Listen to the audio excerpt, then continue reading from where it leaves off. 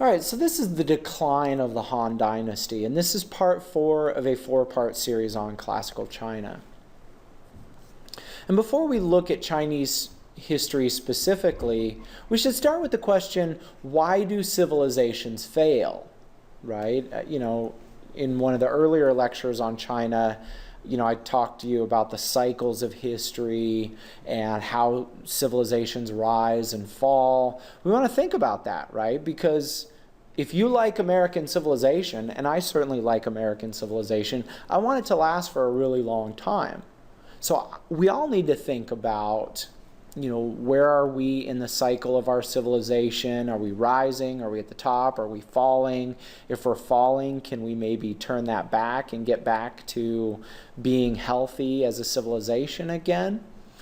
So we have to really start with the driving question, why do civilizations fail? And as we look at history, it's part of why we look at history, we can answer this question more effectively. All right, and so civilizations fail for a lot of reasons.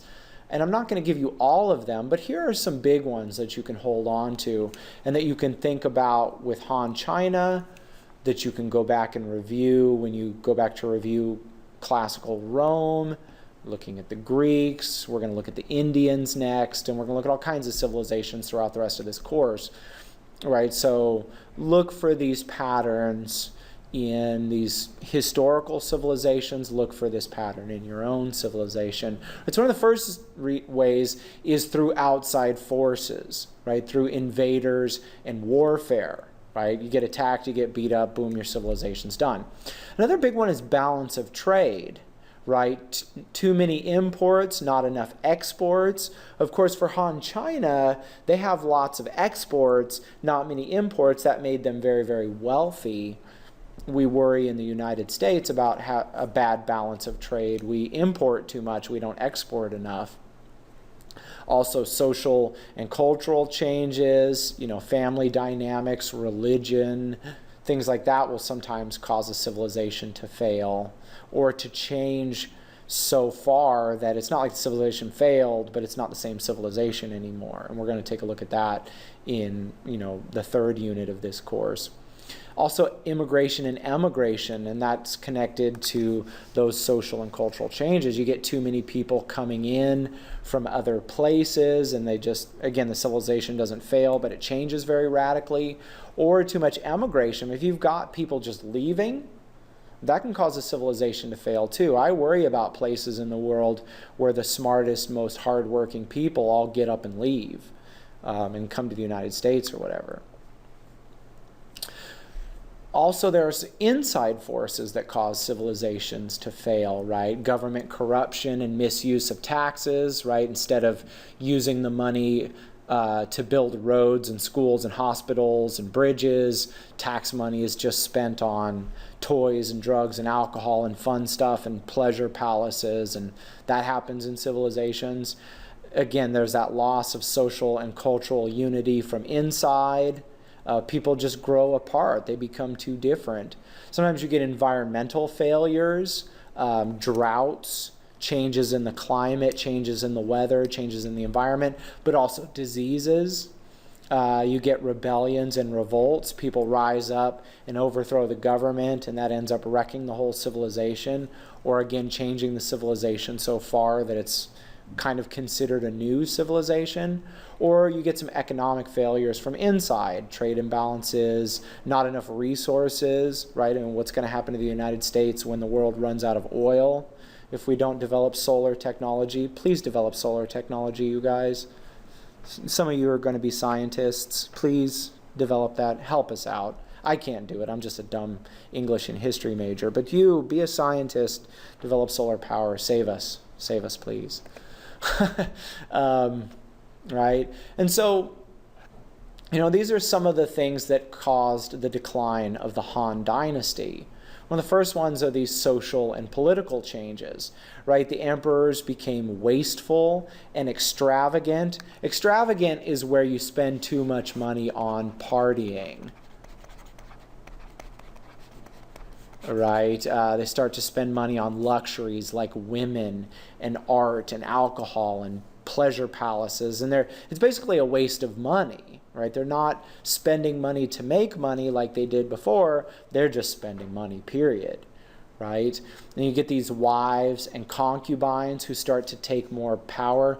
Concubine's an interesting thing. That's not really very common in the history of the West. But a concubine,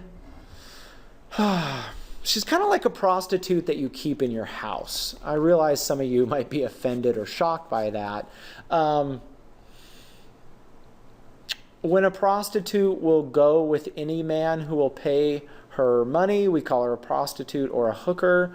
When a prostitute lives inside a house, is not married to the man, is just there for economic support, and is only there for sex and not for relationships or to be a part of the family, I guess we'd call them concubines.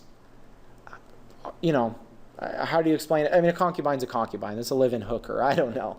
And I'm getting nervous, so I'm going to move on. Right? Also, you get, and these concubines started to take a lot of power. Some of these emperors also had multiple wives, too. So you've got these wives and concubines fighting for political power, fighting for political control, usually to try to make their son the next emperor. Because you imagine this emperor's got 5 wives and 100 concubines, and so this emperor has 100 sons. You know, if these women can, I don't know, get the other women killed or the sons of these other women killed, they can become the next emperor. Or if they can get the emperor to ignore that other wife or those concubines and maybe make the 10th born son the next emperor, I don't know. I mean, it's just messy business. Right? Also, these eunuchs started to take power behind the scenes. Now, this just seems like creepazoid lecture. I'm sorry if you're offended by this. A eunuch. Eunuchs were young men who had their testicles and penises cut off. Again, sorry if I'm offending you. The idea was that these men, well, kind of men, mostly men, these not women, would come work in the government, would be bureaucrats, and because they couldn't have sons, they wouldn't try to kill emperors and get their, to become more powerful. But as, we see, these eunuchs start to become part of the political machinery of the palace, and it becomes messy business. I know, you're grossed out. I'm sorry. Let's move on. Right, and so it really becomes this three-way. There's a concubine, or not a concubine. There's a eunuch in process right there, a eunuch in progress. I just had to put that in there. I'm sorry. But you kind of get this three-way competition between the emperors and the wives and concubines who are trying to advance their sons' claims to the throne, and also eunuchs from these scholar gentry families who are struggling for political benefits. Remember, in Confucianism, it's all about the family. That family is A plus. So very often these families would have their sons' stuff cut off so that they could go become eunuchs, and the expectation was that eunuch son would get political stuff for his family or get money for his family by working in the government. There's that corruption again. This is just really messy, awful, ucky business, right? And Confucianism itself kind of promoted, these revolts, right? Confucianism allows for rebellion and revolt if the people believe that the emperor has lost the mandate of heaven, right? Very different from Western kings, right? In the West and in the Middle East, the king's the king because God wants him to be king. For Confucians, they'd look and say, heaven is not supporting him anymore. He's out of there, right? Because, that relationship between the ruler and the subject was so important. And so this had a big impact on this idea of political legitimacy. Also, the exam system started to fall apart. Remember, originally the idea was that it would be meritocratic, right? That if you were smart, you would be able to advance. Smart and plus hardworking, right? But over time, these rich scholar gentry families could kind of game the system. They could afford to pay for the most expensive tutors. They could afford to send their sons to fancy schools. And so even though there were lots of very smart and hardworking peasants, they just couldn't compete because they didn't have all these advantages. These are those rooms where these men would take these tests for days at a time. Like I told you before, you can imagine sitting, and this guy's even sleeping in these things for days at a time as they take 30 hours worth of tests. Crazy stuff. Right? And then here comes the horse people from up north, right? The nomadic horse warriors used to be known as the Xiongnu. Now they're known as the Huns, right? And once people start to become afraid, they start to lose trust and confidence in the emperor. If the emperor can't keep them safe from the bullies, then forget the emperor, he's out, right?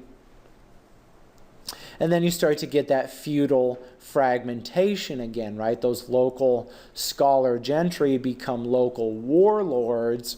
You know, they're kind of these petty kings.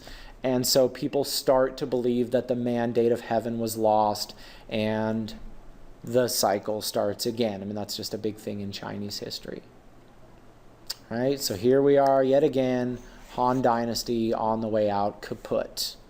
Han Dynasty lasted for quite a long time. Usually these things only go for this long, but you know, Han Dynasty is about 400 years. Right. And so that's it. Lesson completed. Thanks for watching.